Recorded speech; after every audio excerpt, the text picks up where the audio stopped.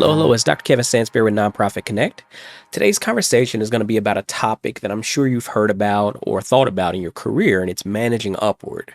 So, when you think about managing upward, we'll be talking about what that looks like, best practices, but I want to do it in a way that doesn't contribute unnecessarily to unhealthy power dynamics.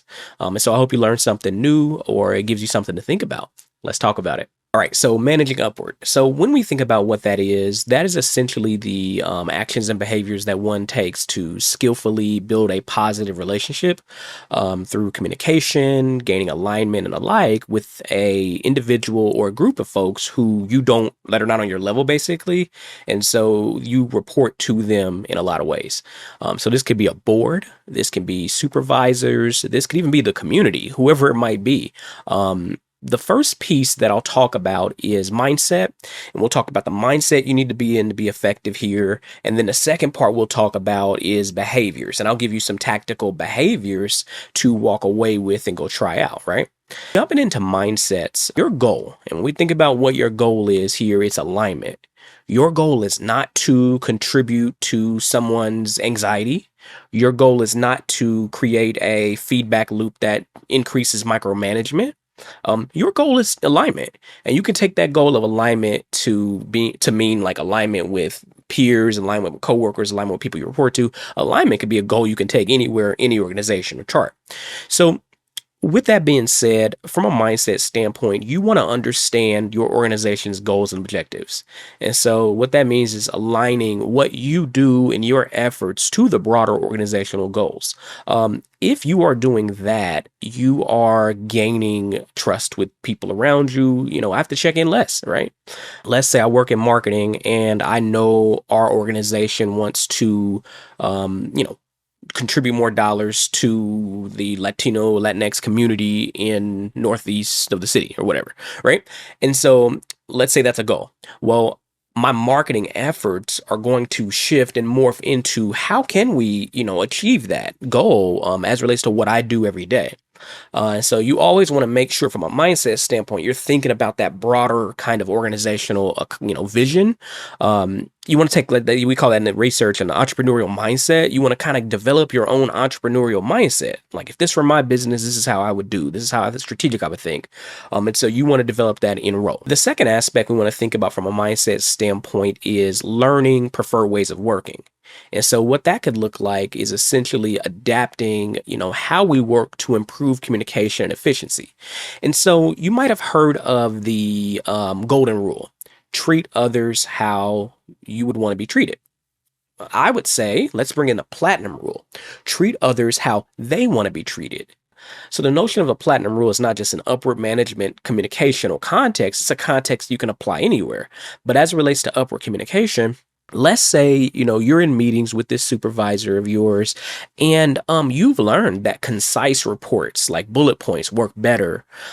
Then don't wait like a month to write a dissertation level report and it's going to be like 10 pages long and you expect that to like go over, effectively in conveying communication. So figure out what that platinum rule is as it relates to your working relationship with whoever you're managing upward to, and that's going to greatly improve communication efficiency. The last piece from a mindset standpoint is you want to be solutions oriented. When problems arise, because they will, let's say there's a delay, let's say, a vendor's not available, whatever it might be. How can you come to the table with solutions instead of problems?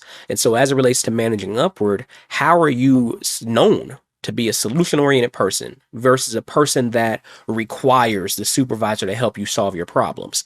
I can tell you through experience, you're less likely to get promoted if it's viewed that you're really at the level that you already are, versus there's room for you to grow into a grander role. And no better way to do that than showing how strategic you can be through being solution-oriented. And that's also connected to how much initiative you can have. Now let's shift over to tangible behaviors that we can do as it relates to managing upward. The first one is communication. So, communication, right? One thing about communication is communicate regularly. How are you keeping your supervisor or whoever you're managing upward? How are you keeping them in the loop, maintaining transparency and trust? And so what this could be is that weekly summaries are beneficial. So send weekly summaries. And back to that mindset piece, do you evoke the platinum rule in these weekly summaries, right?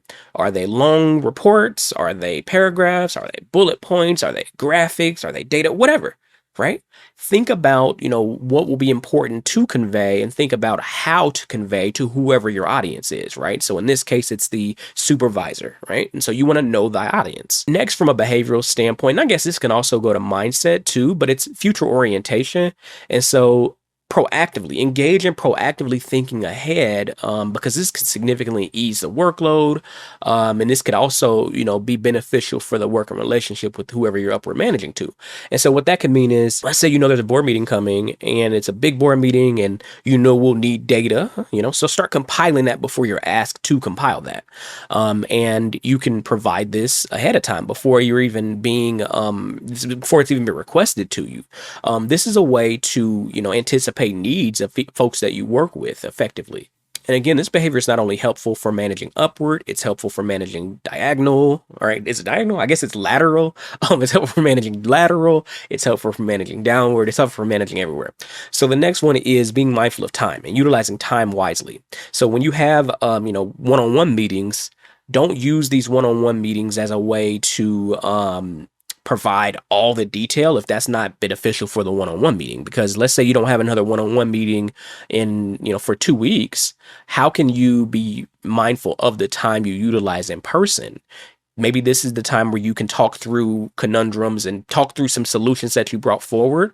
Maybe this is the time where you kind of go over the high level and do the progress update, and then provide the detail in an email. Or if they want to talk through the detail in person, do that. So figure out what the context is in that.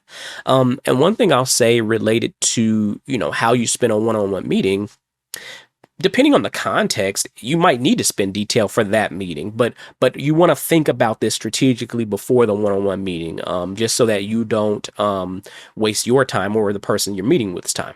The last one, and I want to say it's the most important one, this is managing expectations and setting boundaries. So what that means is, how are you managing the expectations of your role? Meaning, clearly communicate, when you're going to deliver something, deadlines, clearly communicate the expectations that, basically what people can expect of you. Next is setting boundaries. And so when we talk about boundary setting, that is when we are managing upward is also ensuring that they know how you work best too. So let's say you have children or you have family priorities that are important for you to take care of. You need to be able to manage those boundaries effectively, because if not, work is work. No one is going to care about what's important to you more than you do. And so you want to honor that. And so what that means is communicating effectively beforehand, boundaries that you may have, upcoming conflicts that may exist as relates to contributing to a deadline or something like that. That's your job, and a really important piece of managing upward. That's it. I hope you've learned something new today. I hope you had some time to reflect on how you can manage upward effectively, because it's a really helpful, thing to think about proactively, and you'll need it more than you know. And so when we think about communication, clarity is important, alignment's important, and I want to thank you for watching the video. I'm Dr. Kevin Sansberry with Nonprofit Connect.